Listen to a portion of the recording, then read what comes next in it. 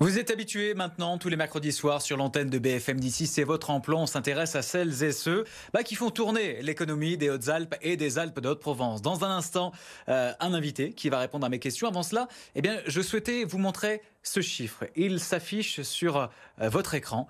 Regardez, le chiffre c'est 700. C'est le nombre de postes encore à pourvoir dans le Grand Briançonnais cet hiver. Les employeurs peinent à recruter des saisonniers en hôtellerie-restauration à cause du pass sanitaire et de la pandémie, qui en a découragé plus d'un, également pointé du doigt la problématique du logement sur place. Notre invité ce soir, il ne va pas nous parler d'hôtellerie-restauration, mais il va nous parler de transport. C'est Pascal Imbert, le gérant des autocars Imbert à Guillestre. Bonsoir. Bonsoir. Merci d'avoir accepté notre invitation. Une entreprise qui existe depuis 1840. C'est ça. C'est ça, 1840, donc ça ne date pas d'hier, avec l'achat d'un hôtel à l'époque. C'est bien cela. Peu à peu, les chevaux puis les autocars ont remplacé l'activité principale. Aujourd'hui, l'entreprise Imbert a largement profité de l'essor du tourisme lié aux stations de ski depuis les années 50. On a vu le chiffre qui s'est affiché sur l'écran, 700, le nombre de postes encore à pourvoir dans le Grand Briançonnais cet hiver en hôtellerie-restauration.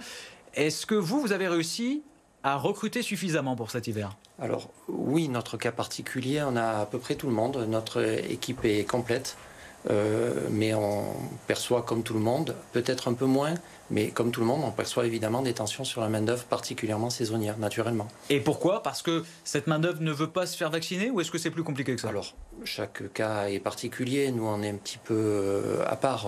On n'a pas d'obligation vaccinale dans les transports. Ah oui, c'est-à-dire que le chauffeur de bus n'est pas obligé de se faire vacciner? À part les liaisons longue distance pour des clients individuels. Donc là, effectivement, il le faut. Mais sinon, non. Voilà. Combien vous avez de salariés à l'année? Alors sur les sites de Guillestre et d'Embrun, on est un petit peu moins de 50 personnes à l'année. Et l'hiver, on monte jusqu'à 90, voire 100 personnes. Et alors, comment vous sentez cette saison d'hiver? Vous n'êtes pas forcément le plus optimiste des chefs d'entreprise. Pourquoi? Vous m'auriez posé la même question il y a un mois de ça. L'optimisme aurait été bien meilleur, comme tout le monde. Mais là, on voit que la situation sanitaire se dégrade et rapidement.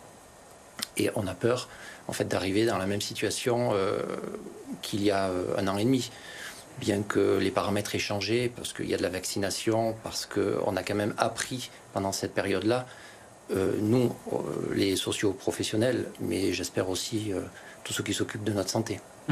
Est-ce que le pass sanitaire a fait diminuer la fréquentation dans vos autocars? Alors, écoutez, cet été a été un été tout à fait satisfaisant et normal, de même que l'été passé aussi, c'est-à-dire l'été 2020. Donc l'été, non. Maintenant, c'est clair qu'il y a des soucis, il y a des interrogations. La clientèle étrangère notamment, qui viendra beaucoup moins. Et là, on l'a appris dès cet après-midi, des TO britanniques qui annulent maintenant jusqu'au 15 janvier. Et puis on fera un point le 15 janvier. Mais malheureusement, je ne suis pas très optimiste. Parce que le 15 janvier, qu'est-ce qui va en être pas de boule de cristal, mais je ne suis pas très optimiste pour cette clientèle-là. Vos chauffeurs et chauffeuses doivent contrôler les passes sanitaires. Ils doivent contrôler aussi le port du masque. Ça ne doit pas être évident, de devoir faire la police dans le bus. On a des protocoles qui sont assez stricts et qui sont mis en place là maintenant depuis un an et demi. On s'aperçoit qu'on arrive à les tenir, c'est-à-dire que les véhicules sont désinfectés quotidiennement, voire plusieurs fois par jour. Évidemment qu'il y a le port du masque à l'intérieur du car, pour les conducteurs comme pour les passagers. Il y a du gel hydroalcoolique, c'est désinfecté à l'ozone, qui est un gaz, et on s'aperçoit que ça marche pas trop mal. Il faut savoir quand même qu'un autocar, l'air est renouvelé, un autocar en mouvement, l'air est renouvelé toutes les 3 minutes. Donc vous voyez ici dans un studio, on renouvelle pas l'air toutes les 3 minutes. Donc ça c'est plutôt quand même pas mal et assez rassurant, et je pense qu'il faut le dire aux gens qui nous écoutent. Est-ce que les transports, vous ne faites que du transport privé, ou est-ce que vous faites aussi du transport public? Quels sont vos clients? Non, en fait on a tout type de clients, du circuit scolaire jusqu'aux lignes régulières en liaison avec les gares SNCF, voire même plus loin, et puis après des cars de tourisme et des transferts région Provence-Alpes-Côte d'Azur, région parisienne, et voire même plus loin. Alors il y a un sujet naturellement dans le département des Hautes-Alpes comme les Alpes d'Haute-Provence qui intéresse, ce sont les fameux équipements spéciaux pour les véhicules. Depuis le 1er novembre, eh bien, le département des Hautes-Alpes, toutes les communes sont concernées, une bonne partie des Alpes d'Haute-Provence aussi. La loi de montagne vous oblige à vous équiper, vous, en pneus neige, c'est ça? Oui, tous vos véhicules? Tout à fait, mais on n'a pas attendu la loi, vous imaginez bien. Vous étiez déjà comme équipé. Nos confrères, évidemment, et depuis de nombreuses années. C'est un coût, ça, supplémentaire pour votre entreprise? Alors, pour nous, c'est pas un coût supplémentaire, puisque de toute façon, on le faisait, et on comprend bien quand même qu'on travaille avec la neige. On a dans un car 50 personnes, la vie de 50 personnes. Et je pense que ça n'a pas de prix. On ne peut pas compter les pneus neige, le prix des chaînes. Non. Un car, c'est très très cher, mais la vie des gens qui sont dedans est bien plus chère que ça et précieuse. Donc je pense que c'est franchement une très très très bonne chose. Et ces équipements spéciaux, selon vous, ça va réduire sensiblement les accidents, les bouchons, tous les problèmes qu'on peut rencontrer l'hiver? Je pense que ça va réduire les blocages qu'on a pu constater les uns et les autres, notamment les samedis de chassé-croisé, oui, bien sûr.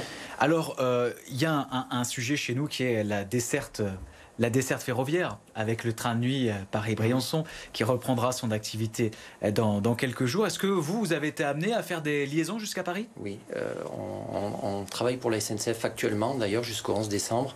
Et on a tous les jours des cars qui font la liaison entre Chorges et Paris et Chorges, voire Briançon, pour la SNCF. Alors ça se passe comment, concrètement? Ça se passe relativement bien. Écoutez, on est adapté.